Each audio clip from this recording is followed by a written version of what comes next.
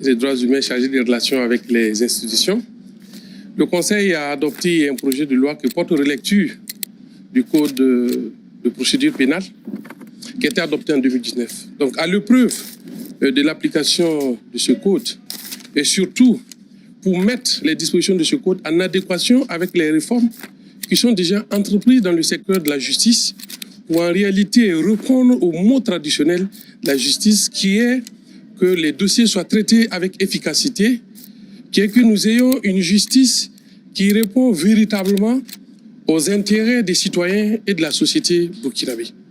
Donc c'est pour se conformer à l'ensemble de ces réformes qui sont intervenues à compter du 30 décembre 2023 avec la révision constitutionnelle et l'ensemble des textes dérivants, il était nécessaire de relire le Code de procédure pénale pour accélérer effectivement le cours de la justice, ce qui attend véritablement les citoyens burkinabés. Cette modification a entraîné un certain nombre de changements qui vont de l'engagement des poursuites jusqu'au jugement. Et au niveau, par exemple, des poursuites, le procureur du Faso, dorénavant, avant d'engager des poursuites contre une personne, devra explorer des mécanismes alternatifs aux poursuites. Il devra, dans un premier temps d'abord, tenter la médiation pénale avec l'intervention de toutes les parties pour savoir s'il n'est pas possible de concilier les intérêts de la personne auteur d'une infraction et les intérêts de la victime. S'il y a un accord à ce niveau, les poursuites sont abandonnées. À un deuxième niveau, en ce qui concerne les personnes morales qui ont commis des infractions, qui ont porté préjudice au trésor public. Et cette réforme se constitue comme une convention judiciaire d'intérêt public. Il s'agira pour le procureur du Faso de faire déterminer de manière exhaustive le préjudice qu'a subi le trésor public et de demander à la personne morale si elle reconnaît effectivement les faits et qu'elle prend un engagement non seulement de payer les droits qu'il devait payer au trésor, de payer les amendes qui en découlent et bien entendu de prendre l'engagement de ne pas retirer les faits, ce qu'on appelle la convention judiciaire d'intérêt public, et les poursuites aussi peuvent s'arrêter à ces niveaux. Troisième niveau, au niveau des poursuites, ce qu'on appelle la composition pénale. Lorsque nous dépassons toutes ces phases et que nous sommes devant le procureur a la possibilité de proposer à la personne qui est poursuivie une peine, comme par exemple le travail d'intérêt général, pour abandonner les poursuites. Si la personne accepte et qu'il y a effectivement des garanties que la victime a été désintéressée, bien entendu, le procureur aussi met fin aux poursuites. Ça, c'est au niveau des poursuites. Vous voyez que ça rentre très bien dans la vision du chef de l'État qui veut que nous ne faisons pas du tout prison et que nous explorons effectivement des mécanismes qui vont nous permettre une facile réinsertion des personnes auteurs d'infractions et qui va nous permettre également de mettre fin à la surpopulation carcérale. Donc il s'agit de couper en amont le flux des personnes qui sont détenues, souvent pour des peccadilles. Le plus grand reproche qui est fait à la justice, c'est sa légendaire lenteur quand un dossier rentre en justice. Mais cela est dû au fait aussi à l'état des tests. Vous prenez par exemple en matière criminelle. Intéressé par le domaine de la data science, l'un des secteurs à la croissance la plus rapide au monde. On dit que l'instruction est obligatoire. Donc dans cette réforme, l'instruction n'est plus obligatoire en matière criminelle.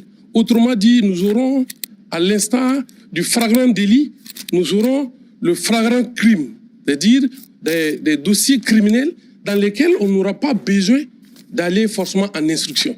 On vous prend, vous avez participé à un assassinat ou à un meurtre, tous les éléments sont réunis. On n'a pas besoin d'envoyer ce dossier-là en instruction pour attendre des années, des dizaines d'années pour vous juger. Vous allez directement devant le tribunal et on va vous juger. Au niveau de la Cour d'appel, vous avez suivi la suppression de la Haute Cour de justice pour renvoyer la procédure à la procédure de droit commun. La Haute Cour de justice, c'était la juridiction qui était chargée de juger et de poursuivre les infractions commises par le chef de l'État et les membres de l'exécutif. Donc vous avez suivi, depuis que cette cour a existé, elle n'a jamais jugé un seul dossier.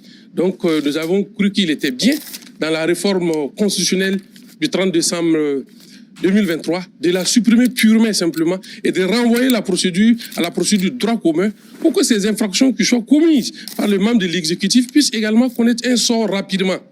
Donc dans cette réforme, il a été institué une chambre criminelle spécialisée auprès de la Cour d'appel qui va prendre en charge et hériter de l'ensemble du passif des dossiers qui sont actuellement en attente au niveau de la défense ou haute cour de justice. Voilà, entre autres, innovation majeure contenues dans ce projet de loi.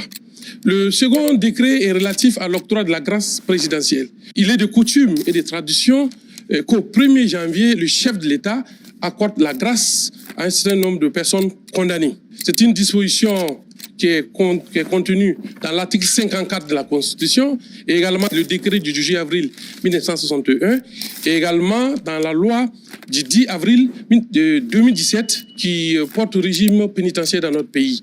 Donc, conformément à toutes ces dispositions, le droit de grâce appartient au chef de l'État qui l'exerce. Et donc, pour cette année, c'est-à-dire à compter du 1er janvier 2025, c'est à peu près 1200 personnes qui sont concernées, dont plus de 400 qui vont voir une remise totale de peine, plus de 750 qui vont avoir une remise partielle de peine, et 3 qui étaient condamnés à une prison à perpétuité, qui vont voir les peines être commuées en prison à temps. Faites-moi savoir ce que vous en pensez, c'est toujours avec beaucoup de plaisir. God bless. Vous savez, c'est très révélateur parce qu'en fait, bien sûr, il y a des personnes qui doivent sortir de prison. Il y a le fait que la Constitution stipule que voilà, le président, au début de chaque année, doit donner une remise de peine, doit... voilà, il y a le fait aussi que le président doit accorder sa propre grâce présidentielle selon les textes. Mais ça en dit long sur le fait qu'en fait, dans le pays, c'est surtout aussi parce que les prisons sont pleines. Les prisons sont surbondées et que à cause de ça, les prisons sont surbondées déjà à cause de quoi? À cause des lenteurs administratives. Ce qui fait en sorte que des personnes qui devraient peut-être être jugées ou jugées, condamnées ou pas, se retrouvent en prison. Donc, il y a des personnes qui se retrouvent en prison peut-être là pour de fausses raisons et d'autres pour de bonnes raisons. Donc, ils n'ont même pas encore été jugés, ils sont juste en prison provisoire, si on peut le dire ainsi. Donc, dans un certain sens, c'est une bonne mesure. Certaines personnes, 400 personnes, vont voir leur remise totale de leur peine.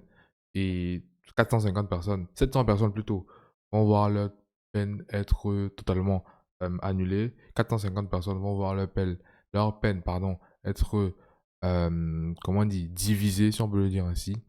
Et 2 personnes